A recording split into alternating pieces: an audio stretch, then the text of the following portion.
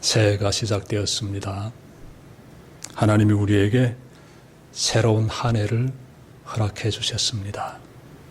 새로운 한 해는 모두에게 주어진 것이 아닙니다. 누군가는 새해 2025년을 맞이하고 싶었지만 세상을 떠나야만 했습니다. 우리가 새해를 맞이한다는 것은 새로운 출발의 기회가 주어졌음을 의미합니다. 하나님이 우리를 통해 이루실 역사가 있으며 우리에게는 그 역사를 이루는 데 쓰임 받을 수 있는 기회가 주어졌음을 의미합니다. 그래서 새해를 허락하신 하나님께 감사를 드리게 됩니다. 대성교회 모든 교우들의 새해 삶 속에서 하나님이 기뻐하시는 삶의 열매가 풍성하게 맺어지기를 주님의 이름으로 축원합니다. 오늘 우리가 받아 하는 말씀은 룻기 2장 17절부터 23절의 말씀입니다. 우리 교회는 지난 11월부터 룻기 강해를 이어가고 있는데 오늘 본문 말씀을 마주하니 참으로 감사하지 않을 수 없습니다. 새해를 맞는 우리를 위해 하나님께서 본문을 미리 예비하셨다는 그러한 생각이 들기 때문에 감사가 더 깊어집니다. 왜냐하면 오늘 본문에서 하나님의 뜻을 이루는 데 쓰임받는 사람들의 아름다운 모습이 나타나고 있기 때문이에요. 하나님의 은혜의 자리, 은혜의 통로로 쓰임받는 이들의 모습을 바라보며 새해를 맞이하는 대성교회 모든 교우들의 삶의 자리가 이렇게 말씀과 더불어서 피어나기를 바랍니다. 17절 보시면 룻이 보아스의 밭에서 하루 종일 이삭을 죽게 되는데 룻이 이삭을 준 양에 대해서 말씀하고 있습니다. 룻이 하루 종일 얼마나 되는 어느 만큼의 이삭을 주었을까요? 여러분 17절 보시면 룻이 온종일 주운 그 보리를 탈곡한 상태의 수량이 나옵니다. 한 에바쯤 되었다라고 해요. 한 에바라게 되면은 대략 한 10kg쯤 되겠습니다. 룻이 꽤 많은 이삭을 주운 것이지요. 하루 종일 이삭을 주워 보십시오. 보리 이삭을 하루 종일 여러분들이 주워 보십시오. 예. 10kg나 되는 그 보리 이삭을 탈곡해서 그 탈곡한 곡식이 10kg나 되었다라게 되면은 정말 많은 이삭을 주운 것이지요. 자료를 보니 고대 바벨론 시대 한 사람이 밭에 나가 일해서 받은 곡식의 양이 나오는데 375g에서 750g이다라고 합니다. 하루 종일 나가 일했는데 곡식 요만큼밖에 못 받는다는 것이에요. 만약 그렇다면 룻이 거둔 약 10kg나 되는 이러한 곡식은요 굉장히 많은 양입니다. 한 일꾼이 보름 정도 일해야 이렇게 볼 수 있는 꽤 많은 양입니다. 하루 일해서 보름치 급여를 받았다고 생각해 보십시오. 롯의 심정이 얼마나 기쁨과 감사로 차오르겠습니까?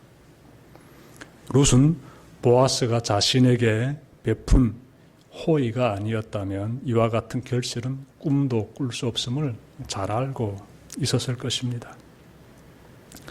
하루에 수확물을 안고 집으로 돌아가는 룻을 보면 떠오르는 장면이 있습니다. 지금까지 룻의 삶은 핑크빛이 아름다운 삶이 아니었습니다. 남편을 잃은 과부로서의 그 불행한 삶, 룻의 인생에서 나타났지요. 시어머니를 위해 고향을 떠나야 하는 그러한 시간들, 룻에게는 만만치 않은 시련의 시간들입니다. 거기에다 타국에 들어와 보니 생계적인 문제에 직면하기 때문에 이 보통 문제가 아니에요. 먹고 사는 문제는. 그래서 이삭을 주우러 나가야만 했던 그러한 어려움의 시간도 있었습니다. 그러니 지금까지 룻의 인생은 남편을 잃은 과부의 슬픔과 고향을 떠나야 하는 시련의 여정과 생계의 문제를 해결해야 한다는 근심으로 이어져 왔습니다. 그런데 오늘은 달랐습니다. 오늘 하루의 삶은 지금까지 경험하지 못했던 그 어떤 새로운 희망으로 부풀어 오르는 행복한 하루였습니다. 뜻밖의 귀인을 만나 예상하지 못한 큰 수확을 거둔 것은 물론이요, 따뜻한 식사 대접과 내일의 희망까지 품게 되었습니다.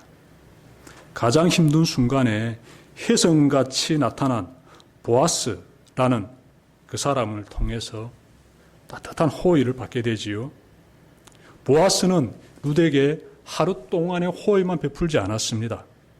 21절에서 알 수 있듯이 자신의 밭에 있는 모든 곡식을 다 가을할 때까지 와서 이삭을 주우라고 허락했습니다. 그러니 룻에게는 내일에 대한 희망이 있습니다. 내일에도 밭에 나가면 오늘처럼 다른 사람의 무려 15배에 해당되는 곡식을 주울 수 있다는 소망이 있습니다. 그러니 집으로 돌아가는 룻의 얼굴에 밝은 미소가 피어나게 되지요. 왠지 이제부터는 고생 끝 행복 시작이라는 그러한 따뜻한 기대감이 그녀의 미소를 더욱 밝게 했을 것입니다. 룻의 인생을 보다가 우리의 인생을 보면 크게 다를 바 없습니다. 믿음의 길을 걷는 여정이 순탄하지 않습니다. 굽이굽이 시련이고 고통이고 근심입니다. 그런데 기대하십시오. 룻이 예상치 못한 기쁨에 흠뻑 빠졌듯이 믿음의 길을 꿋꿋이 걸어가다 보면 예상치 못한 기쁨을 마주하게 됩니다. 하나님께서 보아스를 통해 룻에게 은혜를 베푸셨듯이 우리도 하나님이 보내신 누군가를 통해 하나님의 은혜를 경험하게 됩니다. 부디 룻처럼 바른 신앙의 삶을 살아내는 가운데서 그 은혜의 순간들을 직접 체험해 보시길 바랍니다. 그러므로 우리가 해야 할 것은 룻과 같은 삶의 자세가 되겠습니다. 그녀는 하나님의 백성의 삶을 시작했으며 원래 룻은 모압 여인이지요. 하나님 믿지 않은 상태에서 하나님 믿는 백성으로 지금 변화되었습니다. 그는 하나님을 믿는 백성의 삶을 시작했으며 그리고 성실함으로 직면한 시련들을 뚫고 나가고 있습니다. 하나님은 그 모습을 기쁘게 바라보시고 그녀에게 복을 부어주고 계십니다. 우리의 삶에서도 룻과 같은 변함없는 믿음의 삶의 자세, 성실하게 시련을 극복해 나가는 그러한 삶의 자세가 꼭 나타나야 합니다. 그 길에서 하나님의 축복이 임합니다. 항상 기억합시다. 자, 집에 도착한 룻은 시어머니에게 곡식과 음식을 내놓습니다. 음식에 대해서 잠깐 살펴보면 이 음식은 점심에 룻이 보아스로부터 대접받은 볶은 곡식입니다. 룻은 그 음식을 시어머니를 대접하고자 일부 남겼던 것이지요. 이런 모습 볼 때마다 마음이 참 따뜻해집니다. 맛있는 음식을 마주할 때 자기 배만 생각하는 사람이 있는가 하면 이것을 사랑하는 가족과 함께 먹으면 얼마나 좋을까 생각하는 사람이 있습니다. 저에게는 간혹 가다가 목사들과 함께 경치 좋은 곳에 찾아가 맛있는 음식을 먹는 기회가 있습니다. 모르겠습니다. 1년에 한 번 정도는 있는 것 같습니다. 아름다운 경치와 맛있는 음식을 마주하게 되면 늘 가족과 교회가 생각이 납니다. 이곳에서 수련회를 하며 교우들과 함께 맛있는 음식을 먹고 싶은 마음이 간절해집니다. 그래서 수련회 할 때마다 가급적이면 비용이 좀 들더라도 그런 장소를 선택하려고 합니다. 경치도 아름답고 또 맛있는 음식도 먹을 수 있는 그런 장소를 선택하려고 합니다. 사랑하는 마음이 생기면 나만 생각하지 않고 사랑하는 사람과 그것을 나누고 싶어지는 것, 그것이 인간의 본성이지요. 룻은 점심때 먹은 맛있는 음식을 시어머니를 위해 남겨뒀다가 집으로 돌아와 어머니에게 드리고 있습니다. 정말 아름다운 모습이에요. 여러분의 삶에서도 이처럼 따뜻한 모습들이 늘 피어나기를 바랍니다. 시어머니는 며느리로부터 그날의 일들을 듣고 크게 감동하게 됩니다.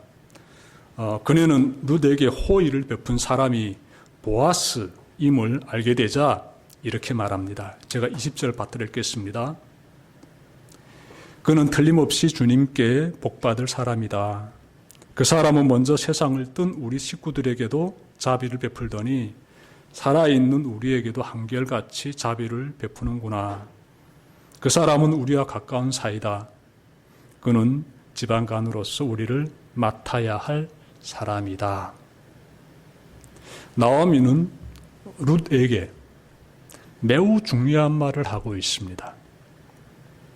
그녀는 보아스라는 사람이 어떤 사람인지를 말하고 있습니다.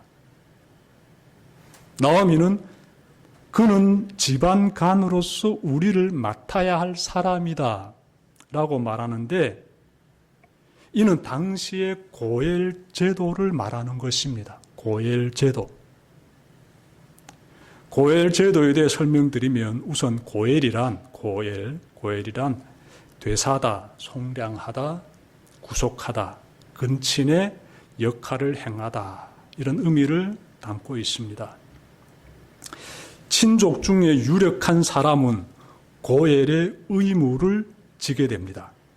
그 사람은 가난한 친척의 땅을 도로 사 주어야 하며 부당한 피해를 입은 친척을 위해 복수해 주어야 하며 친척의 미망인과 결혼하여 대를 이어 주어야 하며 심지어 그 친척의 죗값을 대신 받기까지 해야 한다라고 성경은 말씀하고 있습니다.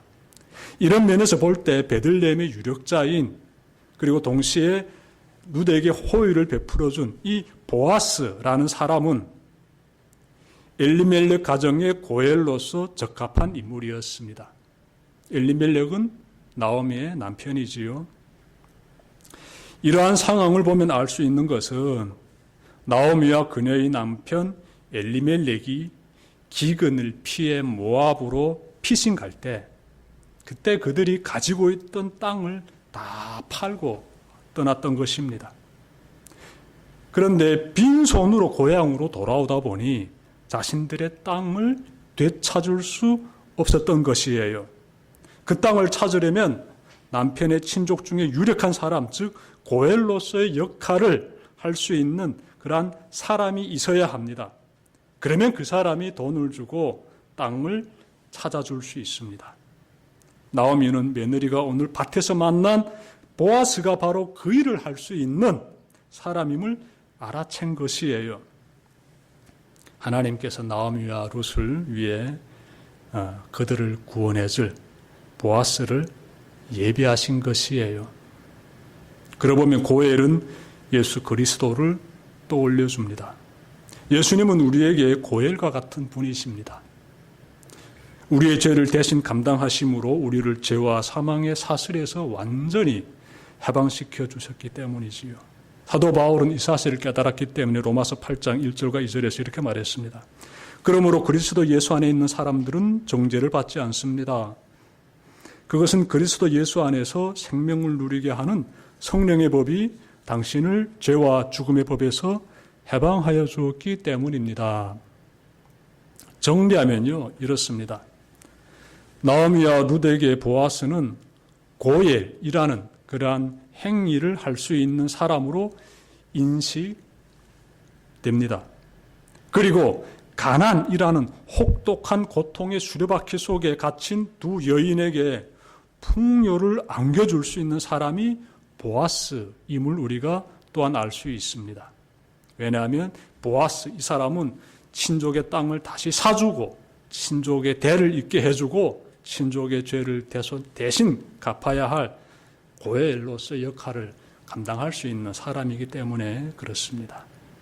그러니 나오미와 룻에게 인생의 정말 중요한 인생 일대의 기회가 찾아온 것이에요.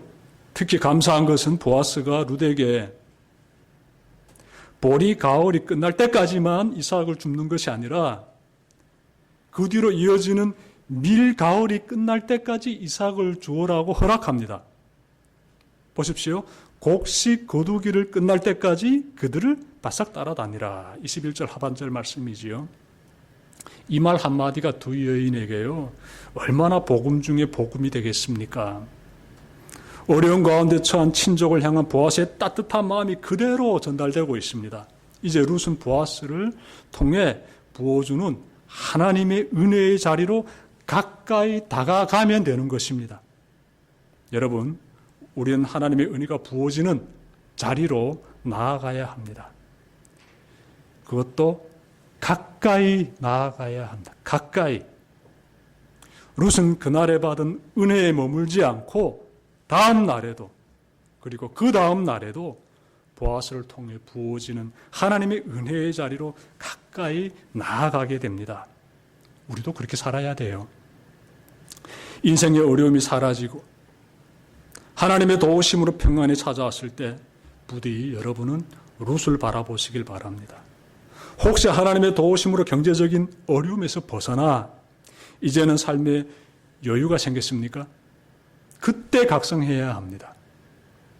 주위에 보면 개구리 올챙이적 생각 못한다고 삶의 여유가 생기자 하나님의 은혜를 망각하는, 그리고 쾌락주의에 빠져버리는 모습들을 종종 발견하게 됩니다. 혹시